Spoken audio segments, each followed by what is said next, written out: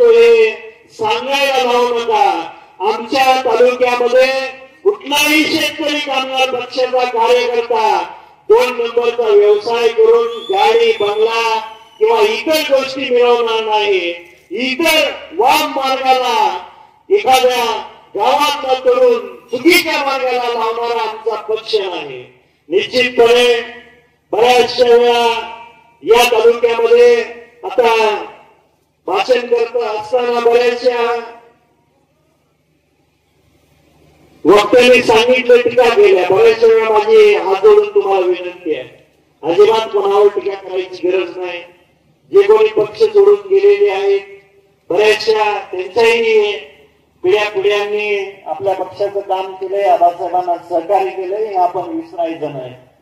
पण वाईट एवढंच वाटलं, ही माहिती घेतली संगमाप्पा आबासाहेबांचा 11 तारखेला आपण निषेध व्यक्त केला। तुमच्या सर्वांच्या आग्रहास्तव आपण तो तहसील समोर निषेध व्यक्त केला।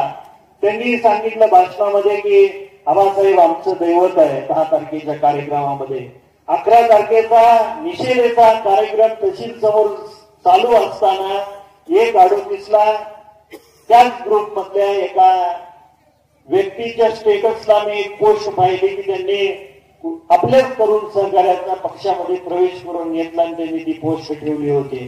खरंच जर आबासाहेबांना दैवत मानत असता तर निदान 1 दिवस तरी तुम्ही थांबला असता। आम्ही निषेध करत असताना ज्याच्याकडून ते चुकीचं कृत्य घडलं तुम्ही सामील व्हायला हवा होता। या पद्धतीनं जे काही सोडून गेलेले त्यांच्याकडे लक्ष द्यायची काही गरज नाही, त्यांच्यावर टीका करायची गरज नाही। आज जरी काही कारणास्तव ते सोडून गेले असतील, कधी कधी मला वाटतं, मी एकटा असताना विचार करतो की आपल्याकडूनच काहीतरी कमीपणा झाला असेल, आपल्याकडूनच काहीतरी चूक झाली असेल आणि त्याच्यामुळं आपल्या चुकीमुळं ती लोक सोडून गेली असतील। पण मी तुम्हाला विश्वास देतो की भविष्यामध्ये सुद्धा ती लोक आपल्या सोबतच येणार आहेत, कारण त्यांना आपल्या पक्षाशिवाय करमणार नाही।